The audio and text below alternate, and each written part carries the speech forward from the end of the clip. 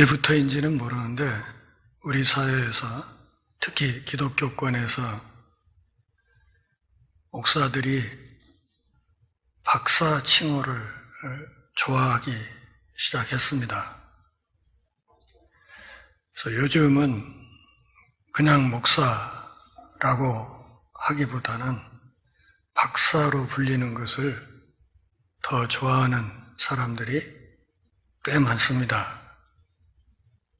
그런데 우리 기독교권에만 있는 특이한 현상이 하나 있는데, 문제는 학사 학위가 없는데 박사 학위 소지자라는 것입니다.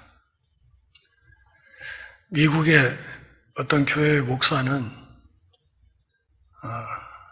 주일에 강단에 올라갈 때, 우리 교회 같으면 저쪽 모퉁이에서부터 들어와서 쭉 걸어오다가 거기서부터 막 우사인 볼트처럼 뛰어서 올라와가지고 마이크 앞에 서서는 막 숨을 막 헐떡헐떡 쉬면서 막 매번 그렇게 강단에 뛰어 올라옵니다. 왜 그러냐 하고 어떤 사람이 물으니까 목사가 이렇게 바쁘게 일한다는 것을 보여주기 위해서다, 그렇게 얘기를 하더랍니다. 모든 지도자들은 위선에 취약합니다. 오늘 본문 말씀은 간단히 결론적으로 말씀드리면 그들처럼 되지 말아라, 이런 말씀입니다. 그들처럼 되면 안 된다. 그 사람들처럼 되면 어떻게 된다고? 지옥 백성이 된다, 그런 말씀입니다. 거짓 종교 그리고 헛된 지도자들의 위험성에 대해서 오늘 본문에서 예수님이 경고하시는 것입니다. 예수님과 반대파 사이의 논쟁은 지난주에 본문으로 끝이 났습니다. 특별히 메시아가 다윗의 후손이면서 어떻게 동시에 그가 다윗의 주님일 수 있느냐 하는 예수님의 이 질문에 대해서 반대파 사람들이 대답을 하지 못함으로써 더 이상의 논쟁은 없게 되었고, 오늘 23장부터 예수님의 마지막 강론이 시작됩니다. 23장 단락을 좀 여러분들이 메모를 해 두시는 것이 좋겠습니다. 1절부터 12절까지는 거짓 리더십에 대한 경고입니다. 그러니까 가짜 리더십, 가짜 지도력에 대한 경고이고, 13절부터 31절까지는 가짜 지도력에 대한 예수님의 탄식이 기록되어 있고, 그것이 8가지의 화 있을진저, 이 말씀으로 시작이 되고 있지요.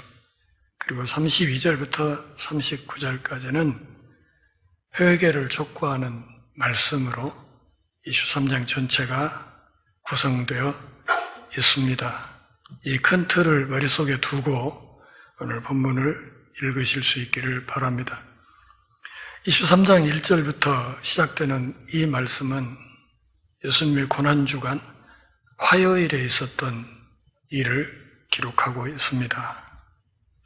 이 예수께서 무리와 제자들에게 말씀하시기 시작합니다. 본문에 있는 무리라는 말은 예수님을 비교적 긍정적으로 생각하는 잠재적인 제자들이라 말할 수 있겠습니다. 아직 예수 믿는 사람은 아니지만 그분의 말씀을 통해서 언젠가 제자 대열에 들어설 수 있는 사람들을 마태는 무리라고 표현했습니다. 무리와 제자들에게 가르침을 주십니다. 서기관들과 바리새인들이 모세의 자리에 앉아 있다. 서기관은 율법학자들을 가리킵니다. 이 서기관들이 나타나기 시작한 때가 에스라 시대부터입니다. 에스라 이후에 하나님의 율법을 전문적으로 연구하는 무리가 생겨나기 시작했는데 이 사람들을 서기관들이라 했습니다. 이 서기관들이 이스라엘 사회에서 교육을 담당하고 또 법관의 직무를 감당했습니다. 오늘날로 이야기를 하면 각 분야의 전문직이라고 말을 할 수 있겠습니다. 이 서기관들과 바리새인들이 모세의 자리에 앉아 있다. 다시 말하면 이 사람들이 모세의 권위 있는 공적 후계자임을 자임하고 있다. 그래서 사람들을 가르치고 또 모든 법률적, 행정적 권위를 행사하고 있다. 이렇게 말씀하시고 이어지는 말씀을 보면 그런데 백성들을 가르치는 이 사람들이 아주 나쁜 선생이다. 그렇게 말씀하시는 것입니다. 3절 같이 읽겠습니다. 그러므로 무엇이든지 그들이 말하는 바는 행하고 지키되 그들이 하는 행위는 본받지 말라. 그들은 말만 하고 행하지 아니한다. 무엇이든지 이 나쁜 선생들이 가르치는 것은 행하고 지켜라. 이렇게 말씀하셨어요. 예수님은 이미 산상수훈에서도 말씀하셨듯이 율법을 폐하러 오신 것이 아니라 율법을 완성하러 오셨다 했습니다. 율법 자체가 하나님이 가르치신 것이고 율법이 바로 하나님의 계명이기 때문에 그들이 가르치는 이 율법은 행하고 지켜야 된다. 다시 말하면 이것을 행하는 습관을 들여야 된다. 이렇게 말씀을 하셨어요. 그러나 그들이 하는 행위는 본받지 말아라. 행위라는 말은 삶의 방식을 가리키는 것입니다. 그들의 가르침은 정당한 것으로 인정하지만 그들의 행위는 비난하신 것입니다. 저 뒤에 나중에 다루겠지만 23절에서 그들은 율법의 핵심인 정의와 자비와 성실을 저버렸다. 이렇게 말씀합니다. 그러니까 3절을 요약하면 다른 것이 아니라 말만 하고 행동하지 않는다. 그런 뜻입니다. 그냥 입으로만 헌신하고 손발은 까딱도 하지 않는다. 그러면서 4절부터 7절까지 바리새인들이 하는 일을 구체적으로 짚어서 말씀을 하십니다. 그들은 말만 하고 행동하지 않는다 하는 이 말은 다른 사람에게는 엄격하지만 자신에게는 관대한 그런 처신을 한다. 그런 뜻입니다. 그러면서 4절에서 무거운 짐을 묶어서 사람의 어깨에 지우되 자기는 이것을 한 손가락으로도 움직이려 하지 않는다. 그렇게 말했습니다. 다시 말하면 스스로 행동하지 않으면서 다른 사람에게 부담을 주는 짓을 하고 있다. 그런 뜻입니다. 지난주에 말씀에서 율법의 세부 조항이 몇 개라고 했습니까? 613개. 그게 뭘 뜻한다고 그러죠? 십계명의 글자 수를 나타내는 것이다. 그렇게 말씀드렸지요. 613개 조항이나 만들어서 율법을 왜곡해서 전통을 만들었습니다. 그리고 이 전통으로 사람들을 억누른 이것을 예수님은 멍해라 이렇게 표현을 하십니다. 마태복음 11장 28절부터 30절까지 말씀을 한번 보시겠습니까? 거기서 예수님은 수고하고 무거운 짐진 자들아 다 나에게 와라 이렇게 말씀을 하시고 끝에서 뭐라고 말씀하세요? 나의 멍에는 쉽고 가볍다 그렇게 말씀하셨습니다. 그러니까 나의 멍에라는 말은 이 율법학자들이 만들어 놓은 무거운 멍에를 전제하고 쓰시는 말씀입니다. 예수님의 멍에가 율법보다 덜 엄격해서가 아니라 그분이 가르치는 방향이 옳기 때문에 그분의 가르침은 쉽다 이렇게 말씀하신 것입니다. 방향이 맞다 그거죠. 예수님의 가르침은 율법의 정신에 맞추어서 방향이 제대로 되어 있다. 그것을 가르치고 또 실제로 그렇게 행동을 하고 계시기 때문에 그분은 의식하는 분이 아니시다 이렇게 말하는 거죠. 5절 같이 읽겠습니다. 그들의 모든 행위를 사람에게 보이고자 하나니 곧 그 경문띠를 넓게 하며 옷수를 길게 하고 경문띠 그 다음에 옷술 이런 것은 율법사들이 입는 의복의 특징을 말하는 겁니다. 경문이라는 것은 성경의 문구라는 뜻이에요. 성경의 문구를 적은 조그만한 쪽지를 작은 상자 속에 담아가지고 그것을 몸에 붙이고 다녔습니다.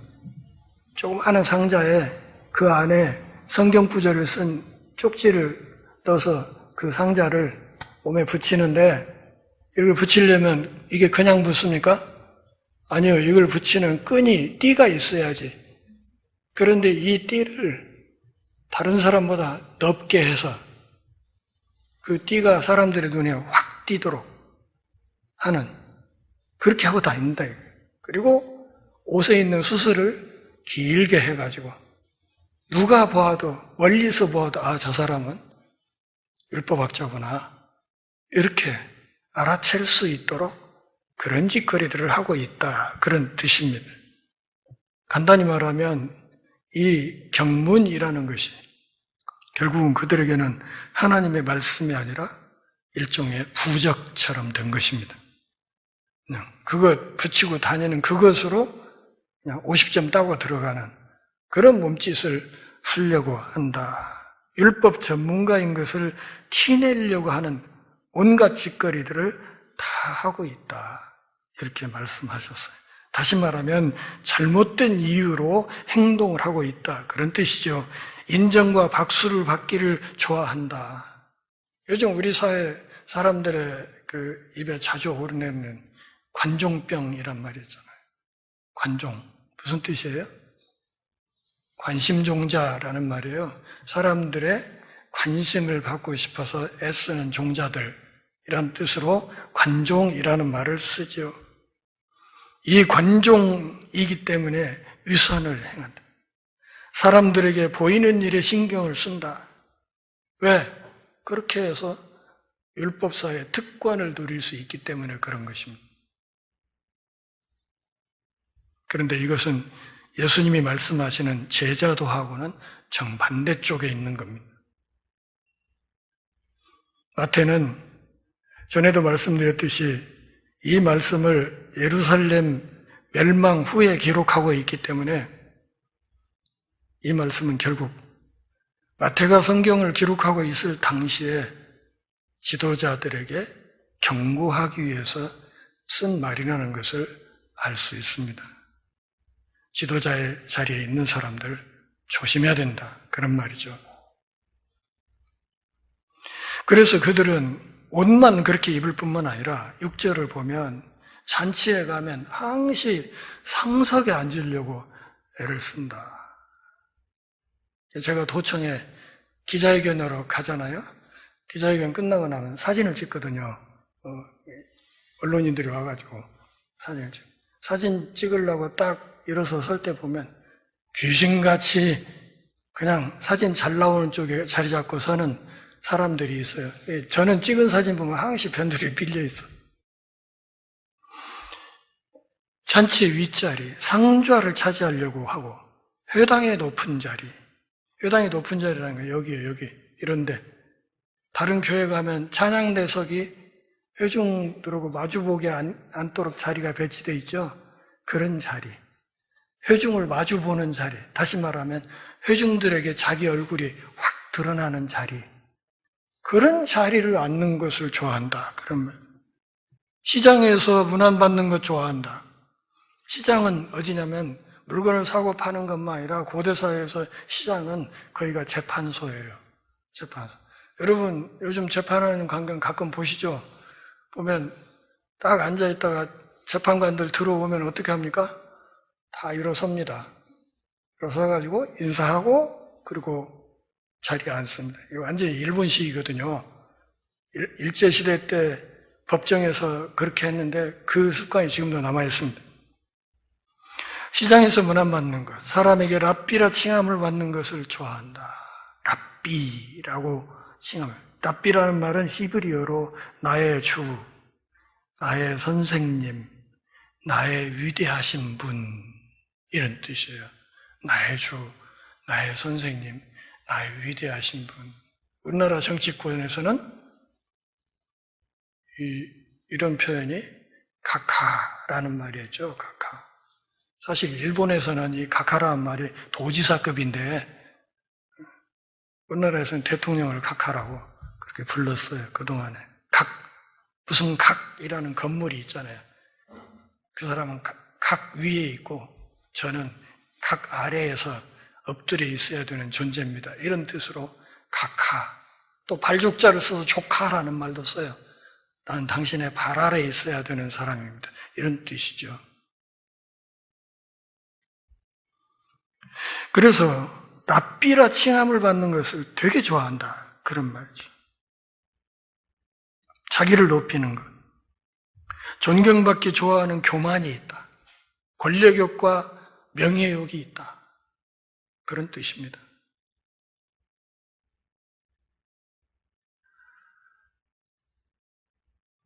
(8절부터) (10절까지) 제자들에게 예수님이 권고합니다. 8절 같이 읽습니다. 그러나 너희는 랍비라 칭함을 받지 말라.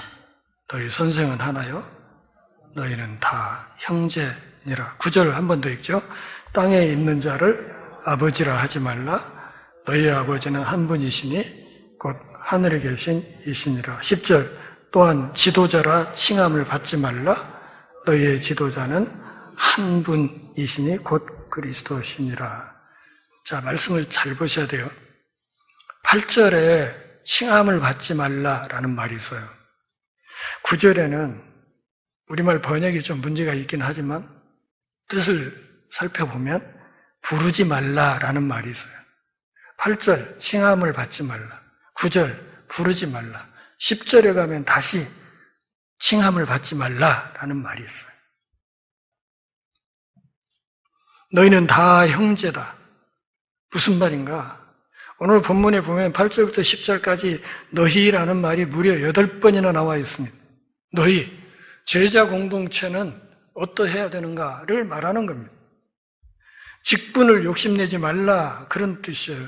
너희는 다 형제다 하는 이 말은 한 아버지 아래 한 분을 아버지로 보시는 형제다. 한 왕 아래에 있는 종이다. 다 똑같은 종이다. 그렇게 말하는 거예요. 자, 이렇게 말하면 이제 어떤 분들은 이 말씀을 그대로 문자적으로 적용해가지고 그렇구나. 다 평등하구만. 이래가지고 그냥 관계가 엉망진창이 되고 조직이 질서가 엉망이 되는 경우가 굉장히 많습니다. 그러니까 주의 몸된 교회 공동체 안에서 평등주의와 문자적인 평등주의와 또 이것이 곧바로 공식적인 지도력에 대한 불신으로 이어지는 경우가 굉장히 많습니다. 그렇게 되면 조직이 제대로 질서 있게 움직여 갈 수가 없는 것입니다. 어떤 직임이 주어지면 그 직임에 수반되는 권한이 있습니다. 그리고 그 권한을 행사하지 못하게 되면 조직의 질서는 한순간에 무너지게 되는 것입니다. 자, 저건 우리 교회에 있었던 일이니까 예를 들어서 말씀을 좀 드리겠습니다. 담임 목사 청빙 권한 누구에게 있습니까? 예? 담임 목사를 청빙하는 권한 누구에게 있습니까? 교인 총회인 공동의회에 있습니다. 그래서 공동의회에 안건을 올려놓고 우리가 조근우 목사님을 청빙항의로 공동의회에서 결정을 한 거예요. 이게 누구의 권한이라고요? 교인들의 권한이라고. 세례교인 총회의 권한이에요. 저는 그것을 존중해 드리려고 애를 썼어요. 그래서 청빙위원회에 제가 들어가지 않았어요. 교인들의 권한을 최대한 존중하기 위해서였어요. 그러면 부교역자 청빙 권한은 누구에게 있습니까? 네? 담임 목사에게 있습니다. 부교역자를 부르고 또는 임기를 종료시키고 하는 이 모든 일은 전적으로 그 권한은 담임 목사에게 있습니다. 지난 30여 년 동안 우리 교회에 많은 부교역자들이 와서 저하고 함께 사역하다가 또 때가 되어서 떠나가고 했습니다. 그때마다 교우들이 단 한 번도 그 문제에 대해서 관여한 바가 없습니다. 감사하게 생각하죠. 저희 있을 때뿐만 아니라 다음 조 목사님이 오셔서 사역할 때에도 그 권한은 교회가 성실하게 지켜주어야 교회가 안정되게 흘러갈 수 있습니다. 그럼에도 불구하고 저는 우리 교회 공동체 안에서 내가 목사다, 그래서 뭐가지 힘을 주거나 이렇게 살아오지는 않았습니다. 제 마음속은 언제나 우리 교우들과 함께 한 형제다, 그렇게 생각을 하고 있죠. 그래서 우리 부목사님들이 올라와서 설교를 할 때 어쩌다가 저와 여러분이라는 표현을 쓰면 설교 끝난 뒤에 따로 불러다 앉혀놓고 조곤조곤 얘기를 했어요. 얘기를 해서 그런 표현 쓰시지 말라고 이야기를 하고 할 수만 있으면 우리라는 표현을 쓰라고 했습니다. 왜냐하면 저와 여러분이라는 말은 여기 모여있는 여러분과 앞에 서 있는 사람을 선을 딱 그어놓고 자기는 이 공동체 밖에서 내려다보고 가르치는 자세로 서 있겠다는 뜻이에요. 그래서 그런 표현을 쓰면 안 된다고 계속해서 이렇게 가르쳐 왔죠. 얼마 전에 CBS 전북방송 설교를 잠깐 들었더니 어떤 교회 목사가 설교를 하는데 저와 여러분이라는 말을 빼면 설교 시간이 3분의 1 정도 줄겠더라고. 네, 이미 그렇게 되면 저는 그런 설교는 별로 들을 마음이 없거든요. 어쨌든 우리가 다 주 안에서 형제다. 그러니 기회만 있으면 지도자 자리 차지하려고 직분 욕심내려고 그런 짓 하지 말아라, 그렇게 말씀하시는 거예요. 칭함을 받지 말라, 부르지 말라, 또 칭함 받지 말라, 이렇게 말씀을 하십니다. 왜? 이 직분 자체가 심판의 면죄부가 될 수 없기 때문에 그렇습니다. 직분을 가졌다고 교만해서는 안 된다는 것을 말하는 것입니다. 그래서 11, 12절에서 예수님이 아주 노골적으로 기독교 공동체의 지도력이 어떠해야 되는가 하는 원칙을 밝히십니다. 같이 읽어볼까요? 너희 중에 큰 자는 너희를 섬기는 자가 되어야 하리라. 누구든지 자기를 높이는 자는 낮아지고 누구든지 자기를 낮추는 자는 높아지리라. 제 얘기가 아니고 예수님의 말씀이에요.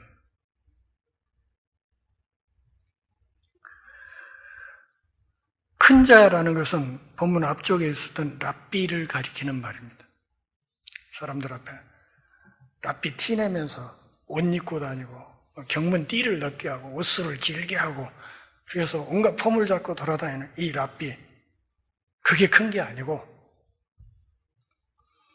섬기는 사람이 큰 사람이다. 그게 진짜 랍비다, 이렇게 얘기를 하는 거예요. 자발적으로 헌신하는, 섬김으로 왕노릇하는 것이 교회 공동체의 기본 자세라고 말씀을 하는 것입니다. 이것에 모범을 보인 분이 누구예요? 예수님이죠. 그분이 육신을 입고 사람의 형상으로 우리 곁에 오신 것 자체가 큰 섬김이에요. 하늘 영광 보좌에 앉아 계셔도 되는 분이, 안 내려와도 누가 말할 사람이 없는 분이 내려오신 것 자체가 엄청난 섬김이에요. 그러기에 누구든지라는 말을 12절에서 계속 쓰고 있는데 자기를 높이는 자는 낮아진다. 누구든지 자기를 낮추는 자는 높아진다. 기독교 신앙 공동체의 역설적인 교훈을 밝히고 있는 겁니다. 빌립보서 2장 5절부터 11절, 여러분 잘 아시는 말씀이죠. 예수 그리스도의 마음을 품어야 된다고 이야기를 하면서 그분이 육체를 입고 오신 것, 십자가에 죽으신 것, 그리고 부활하신 것, 이것을 쭉 설명을 해가지 않습니까? 그분의 오심과 그분의 가르치심과 그분의 사역, 또 십자가에서의 죽으심, 그것을 통해서 하나님이 그를 지극히 높이셨다 하는 사실을 사도 바울이 빌립보서에서 설명하고 있지 않습니까? 그분이 낮아지심으로 지극히 높여지셨다는 사실을 모든 기독교인들이 잊으면 안 된다. 그래서 5절에서 뭐라고? 그리스도 예수의 마음을 품어야 된다. 그 예수의 마음이 뭘까요? 먼저 낮아지려는 마음. 먼저 낮아지면, 때가 되면 하나님이 알아서 높여주시고 키워주신다. 그 하나님의 손길에 대한 믿음이 있는 사람이 이 말씀대로 먼저 낮아지는 길을 걸을 수 있다고 이야기를 하는, 결국 믿음의 문제가 되는 것입니다. 자, 13절 이하 31절까지 뭐라고 그랬습니까? 예수님의 탄식을 나타낸다 그랬습니다. 그 중에 한두 가지만 다루고 마치겠습니다. 이 13절 이하의 말씀을 팔화라고 해요. 팔화. 마태복음 5장 앞부분에 뭐가 있었습니까? 팔복이 있었죠. 이 팔복에 대응하는 가르침으로 여기 13절 이하에 팔화가 있어요. 화 있을진저. 이것이 계속해서 나오고 있어요. 누구에게 화가 있다고 말합니까? 외식하는 서기관들과 바리새인들에게 화가 있다. 그렇게 말해요. 이 화는 경고와 책망을 가리키는 말이에요. 악을 비난하고 슬퍼하는 것을 말해요. 다시 말하면 의로운 분노를 말하는 것입니다. 의로운 분노가 있어야 화를 낼 수 있는 겁니다. 그들에게 임박한 심판 때문에 예수님이 한없이 슬퍼하는 거예요. 그러면서 지금 계속 경고를 주는 거죠. 아직은 돌이킬 기회가 있다고 말씀하시기 위해서 그분의 슬픔을 이렇게 화 있을진저라는 이 말로 표현하는 겁니다. 아, 슬프다. 그런 뜻이에요. 화 있을진저. 아, 참 슬프다. 왜? 그들이 복음을 거부하니까. 복음이신 예수님을 거부하고 죽이려고 하니까 슬프다. 죽는 길인데 그걸 모르고 가고 있으니 너무 슬프다. 그러면서 뭐라고 말해요? 너희는 천국 문을 사람들 앞에서 닫고 너희도 들어가지 않고 들어가려 하는 자도 들어가지 못하게 하는도다. 천국의 문을 닫아. 저도 안 들어가. 다른 사람도 못 들어가게 막아. 이거 망할 짓이죠. 그렇지 않습니까? 예수님은 뭐 했습니까? 하나님 나라 그 왕국의 문을 여신 분이에요. 문을 열러 왔는데 그분을 죽이려고 해. 그래서 그들의 행위를 결국 요약하면 천국 문에 앉아가지고 문을 닫아놓고 저도 안 들어가고 단 사람도 못 들어가게 하는 그런 짓을 하고 있다. 그런 말이에요. 참 지식의 열쇠인 복음을 가져가고 율법의 의를 강요하고 있다. 다시 말하면 그들의 가르침 전체가 문제가 생겼다. 그들이 갖고 있는 가르침과 행위가 일치하지 않는다. 이렇게 말한 것입니다. 14절 뭐라고 되어 있습니까? 없음 이렇게 되어 있죠. 가장 오래된 사본에는 14절이 없어요. 그런데 우리가 갖고 있는 같은 복음서인 마가복음 12장 40절과 누가복음 20장 47절에는 말씀이 있어요. 그 내용은 이런 거예요. 화 있을진저 너희는 과부의 재산을 삼키면서도 꾸며서 길게 기도한 너희는 더 엄중한 심판을 받을 것이다. 이 말씀이 14절에 있습니다. 그들에게 가르치는 기회가 주어진 것, 거기에 뒤따르는 무서운 책임이 있다는 것을 강조한 말씀입니다. 그러면서 15절에서 말씀하십니다. 아, 슬프다. 의식하는 서기관들과 바리새인들이야. 너희는 교인 한 사람을 얻기 위하여 바다와 육지를 두루 다니다가 생기면 너희보다 배나 더 같이 읽어요. 지옥 자식이 되게 하는도다. 첫 번째 화는 왕국을 폐쇄하는 죄. 두 번째 화는 거꾸로 사역한다는 것이죠. 우리가 전도하고 예수 믿는 사람들 하나라도 더 세우려고 하는 이유는 뭐예요? 그들에게 구원의 길을 주기 위해서죠. 그죠? 근데 데려다 놓고 지옥으로 몰고 간다면 이게 뭐냐 이거지. 제가 목사 임직하고 초기에 늘 했던 기도. 하나님, 저에게 몇 명을 맡겨주시든지 그들 한 분도 나고자 없이 주님 앞으로 이끌게 도와주세요. 이런 기도를 꽤 오랫동안 드렸어요.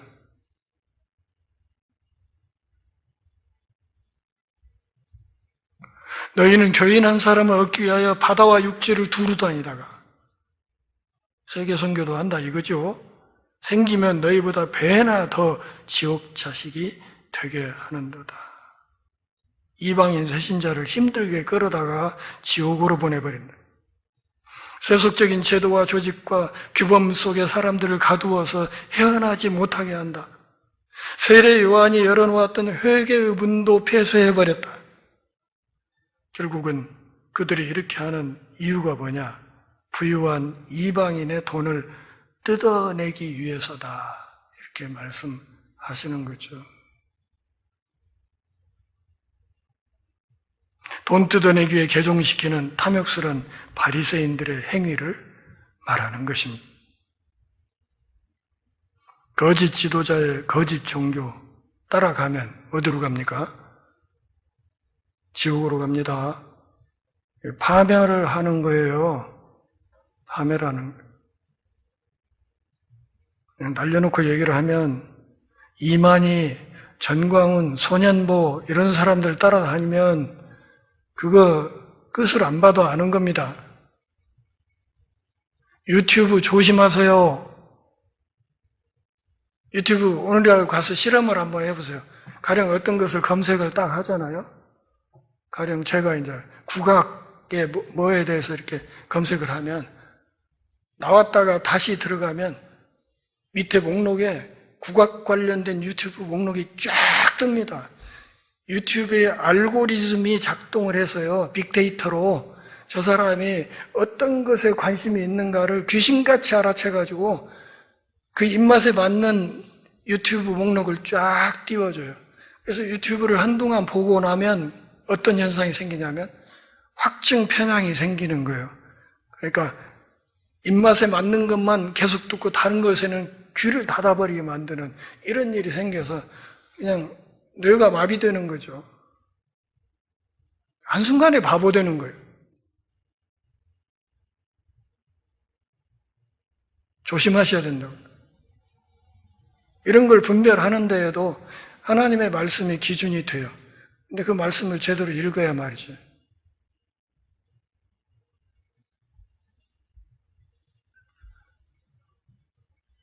사람들에게 아첨하고 영광을 도둑질하고 이것이 모든 기독교인들 또 모든 지도자들에게 끊임없는 유혹거리가 됩니다. 목사들 단톡방에 가면요, 뭔 글을 올려 하나씩 올릴 때 꼭 끝에다가 그 안에 다 지금 목사들만 있거든. 근데 꼭 끝에다가 아무개 목사 이렇게 쓰는 사람들이 90%요. 아, 누가 지가 목사인 줄 모르냐고. 안 써도 다 알지. 저는 그냥 제 이름만 딸랑 쓰고 나오거든요. 이광우, 전주열린문교회 이광우 쓰고 나와요. 왜? 그렇게 안 해도 사람들이 내가 목사인 줄 다 아니까. 근데 지 입으로 꼭 목사라고 말하는 사람들이 있어요. 병이지, 병.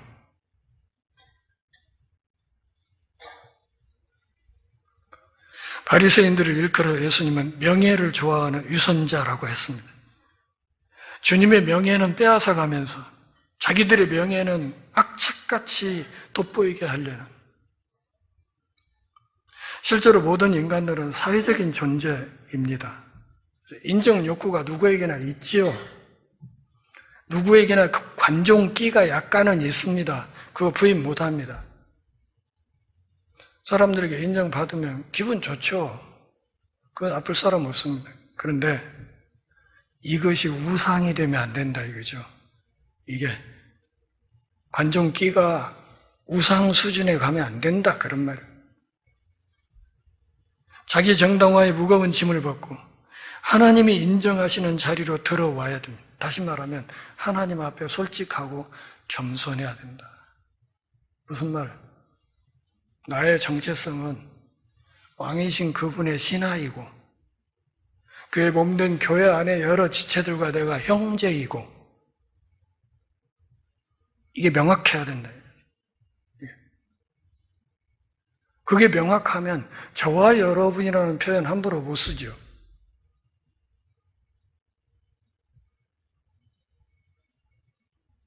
직분은 계급이 아닙니다. 섬기는 도구입니다. 제가 전주 열린문교회 담임 목사의 직임을 갖고 있는 것은 하나님의 말씀으로 주의 백성들을 잘 섬기라고 세워진 것이지 여기서 목에 힘주라고 세운 게 아니란 말이에요.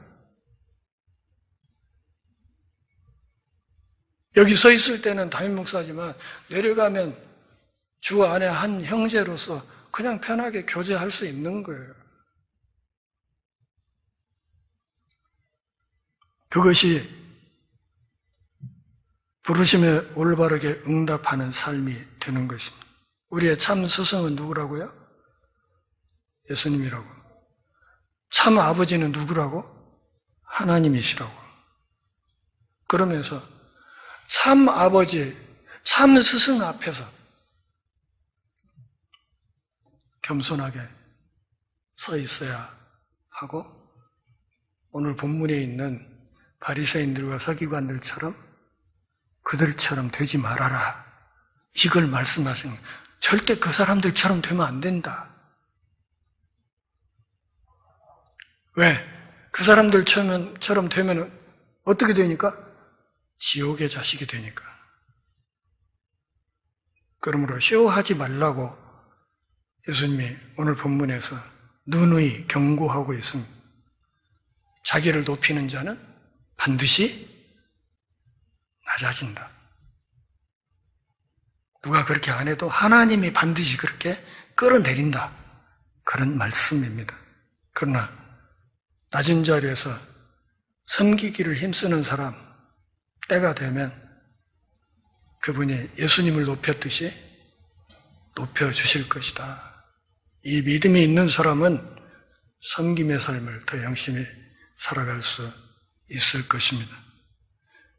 전주 열무교회 모든 교우들이 섬김으로 왕노릇하는 신실한 하나님의 종들이 다 될 수 있기를 바랍니다. 기도하겠습니다. 하나님 아버지, 오늘 또 함께 모여 경배하며 주의 말씀 듣는 복 주셔서 고맙습니다.